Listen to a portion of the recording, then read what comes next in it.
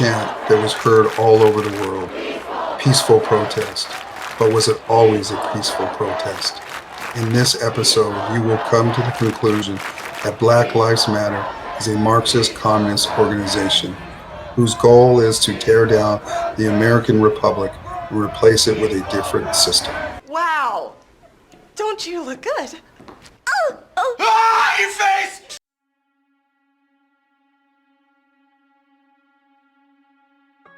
It was August 29th, 2020, a Saturday. It was date day with my wife, Katherine Aguirre, at her favorite place in Seal Beach, right next to the pier. We fell into a BLM protest. At the end of the BLM protest, I walked up to Bryson, one of the leaders at the protest. I shared the gospel of Jesus Christ with him, and in turn, he got angry and hit me on the side of the head. After I saw the footage, I was compelled to create BLM, a Peaceful Protest. Demonstrators representing the National Revolution Tour, the Revolution Club, and RevCom, self-described revolutionary communists. This was their press conference earlier today. This system cannot be reformed. It needs to be overthrown. You will have to answer for this to your Congress, your courts. Correction. They will have to answer to me. What is it you want? I want it all. News, I'm Rick Wiles. Leaders of the Black Lives Matter activist organization openly admit that they are trained Marxist communists.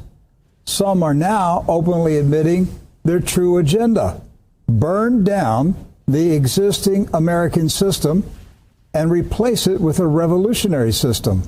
But that's not why we're here. And the only reason that I posed that first question to you, the way that I did, was that I watched you, talking on a bunch of different interviews today, and you said, "Burn it down." You said, "Burn it down. It's time." So that makes me think that you want to burn it down. I said, if this country doesn't give us what we want, then we will burn down this system and replace it. All right. And I could be speaking figuratively. Okay. I could be speaking literally. It's a matter of interpretation. Founded by activists Alicia Garza, Opal Tometi, and Patrice Cullors, the Black Lives Matter movement came to life 7 years ago in 2013, following the acquittal of George Zimmerman in the death of Trayvon Martin. The phrase Black Lives Matter was first coined by Garza in a Facebook post. Recognizing the power of her words, co-founder Patrice Cullors shared her words with the hashtag, and the campaign kick-started from there. As the BLM cause gained momentum, people began taking to the streets to protest against institutional racism and violence towards black people. If the shooting of Trayvon Martin kick-started the Black Lives Matter campaign, then the death of George Floyd in May of this year made it an internationally known movement. Some of the biggest corporations in the world have now embraced the movement, or is it just the slogan? Corporations shouldn't be allowed to make these decisions on their own. Well, who should? The people who eat the bread. This wouldn't happen if there were centralized control over all these big corporations. Are you suggesting a communist form of government in Texas? I suppose I am. Hang on a sec. There you have it. Local boy Sheldon Cooper says communism is what Texas needs. In recognizing a communist, physical appearance counts for nothing. If he openly declares himself to be a communist, we take his word for it. If a person consistently reads and advocates the views expressed in a communist publication, he may be a communist. If a person supports organizations which reflect communist teachings, or organizations labeled communist by the Department of Justice, she may be a communist. If a person defends the activities of communist nations while consistently attacking the domestic and foreign policy of the United States, she may be a communist. If a person does all these things over a period of time, he must be a communist. But there are other communists who don't show their real faces, who work more silently.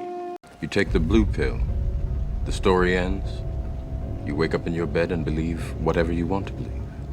You take the red pill. You stay in Wonderland. And I show you how deep the rabbit hole goes. I'm joined by Alicia Garza from California, who has written a book about her experiences, The Purpose of Power, How to Build Movements for the 21st Century. Alicia Garza, are you proud of what this movement has grown into over the past few years? I am. I mean, I think this movement has captured hearts and minds around the world, and it is now a kitchen table conversation in every country in the world.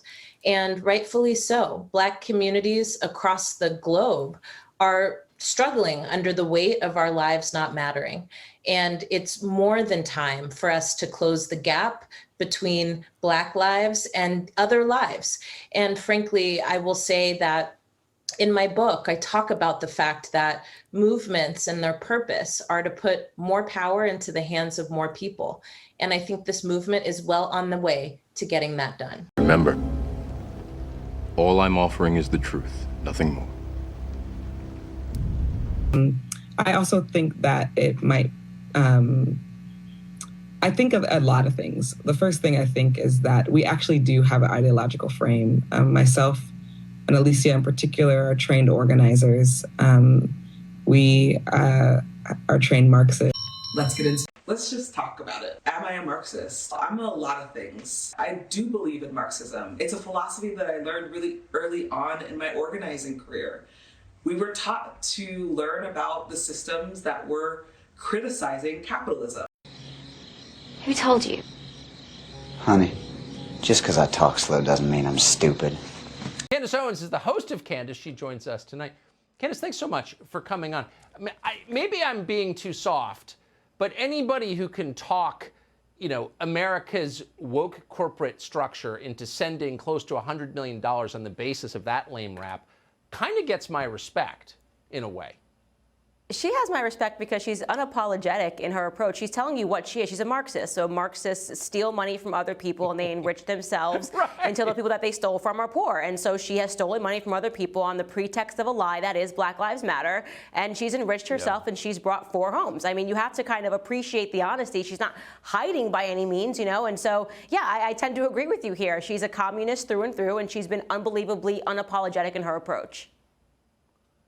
Al Sharpton must be looking at this and saying, I've done this for 40 years. Where did I go wrong? I don't have a house in Topanga Canyon.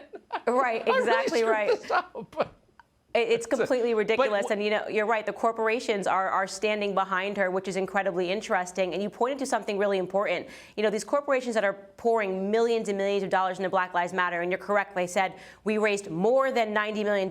How much more, we will never know. But $90 million, of which $21 million apparently went to, according to Black Lives Matter themselves, it went to building the Black movement. I don't even know what that means. $25 million going to building a Black movement. Apparently, the Black movement was Patrice moving herself, a Black woman moving herself into other areas of the communities of people that she claims are oppressing Black Americans. She's fearful of white people. White people are so bad. Well, why doesn't she want to live amongst Black people? Why is she choosing to move herself into an all-white neighborhood? These are important questions. Yeah, I think they are. It's Topanga Canyon, not Riverside County. Really quickly, the looting that we're seeing in Minneapolis was just reflexive. This police shooting does sound like it raises questions about the competence of the police officer and what's going on with the Minneapolis Police Department. Maybe they've lowered the standards. Maybe there aren't, enough cops. Who knows? We should find out, I think. But looting in immediate response to that, why would we put up with that? We shouldn't put up with that, but the reason why we do is because the Democrats see some advantage in this, right? So right now you have a bunch of criminals that love Black Lives Matter as an organization. They love when a Black person dies, and we don't know what the reasons are. We don't know what happened, but it signals to them that they are now allowed to run into the streets and grab whatever they want, whether it's from Target, whether it's from Walmart. And what's remarkable also is that these corporations are standing behind Black Lives Matter, right? They're pouring money into these corporations. And I remember most notably during the George Floyd riots, Target even came out and said, we don't even care that we were rioted and looted because we just stand with Black Lives Matter. That's not a normal thing for a corporation to do when it's losing money. So that means that a corporation must be getting something else, right? What is it? What are they investing in when they invest in the lie that is Black Lives Matter? What is the return? Yeah. I think Josh Hawley alluded to it in the previous segment, and I think you're onto something when you say that the corporations seek to control this country. They're willing to give up money. They're willing to let their stores be rioted and looted because they see something bigger that they're gaining from these riots and these lootings and these lies, and that is control over this country. It's power, and it's sinister, and it's sick. And if some Pakistani liquor store owner is destroyed in the process, like, you think Jeff Bezos cares? No. Candace Owens, so nicely put. As always, it's great to see you. Thank you. I'll answer the question. You want answers? I think I'm entitled. You want answers? I want the truth! You can't handle the truth! Emerged today, shedding light on another source of money for the Marxist Black Lives Matter movement. Red money is flowing into the communist group from a U.S.-based organization of Asian progressives with a long history of supporting the Chinese Communist Party. The discovery was made and reported by Mr. Mike Gonzalez, a senior fellow in the Heritage Foundation's Allison Center for Foreign Policy. His research linked the Black Futures Lab, a venture of Black Lives Matter founder Alicia Garza. The Black Futures Lab is sponsored by the Chinese Progressive Association. The CPA was founded in San Francisco in 1972 by Asian American Marxist communists in California. Mr. Gonzalez discovered that the donate button on the Black Futures Lab actually routes donors' contributions to the Chinese Progressive Association because the Black Futures Lab is a financially sponsored project of the communist-oriented Chinese Progressive Association. Last year, the Chinese Progressive Association sponsored the raising of the Communist China flag over Boston City Hall to honor the takeover of China by the Chinese Communist Party. Is the Chinese Communist Party directing violence in American cities in 2020 through affiliated groups such as Antifa and Black Lives Matter? Did the Chinese military deliberately release coronavirus in America to destroy our economy? Are there high-level American leaders secretly conspiring with the Chinese communists? Now they're playing the Chinese anthem, the communist anthem, as they raise the communist flag on City Hall Plaza.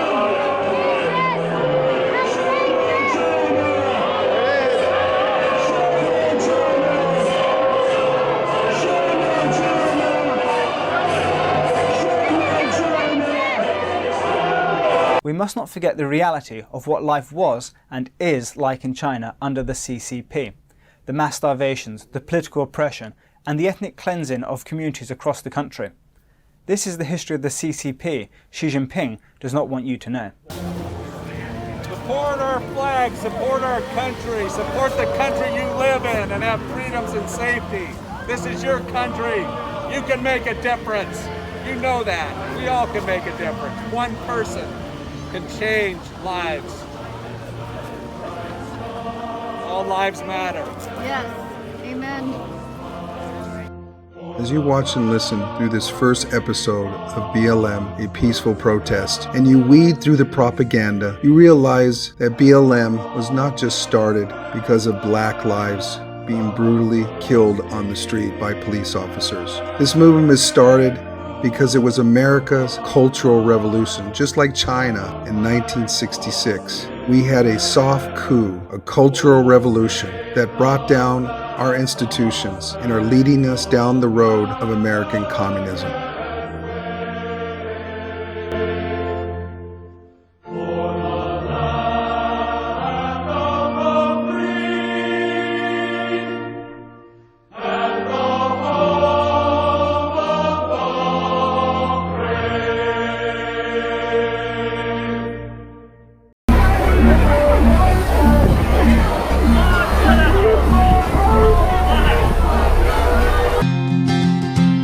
I'm offended by superstition, offended by the age-old game. Yes, I find it very offensive.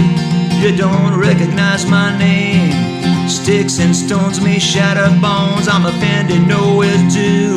Everyone's easily offended. It's got nothing to do with me or you. Oh, why is everyone so easily offended? The sky is offended because the color of it is blue. The stars have been upended that the sun's come shining through. TV, papers, and talk shows, 24 hours they speak. The calendar is offended. There's 7 days in a week.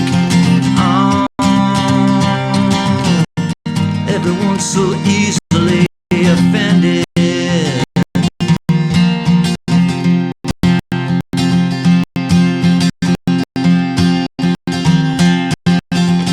One person is offended by something they never thought of before. Offended by the patch quilt and blankets on the floor. Why are we easily offended? Do we even know who we are? Or are we all automatons driving in a motor car? Oh, everyone's so easily offended. I'm offended by the river, the streets and the sky, movies, religion and race, and the mountains up on high. By flags, symbols and decals, offended by the oak wood tree. I'm offended by everything, because I'm supposed to be. Oh, everyone's so easily offended. Offended by relationships, being alive and driving cars. I'm offended by the present and past, hipsters in a milkshake bar. I'm offended by every creed and every moral code. I drive away and split this place, but I'm offended by the road. Oh, yes, I'm easily offended. What does winning for Black people look like? Oh, so many things.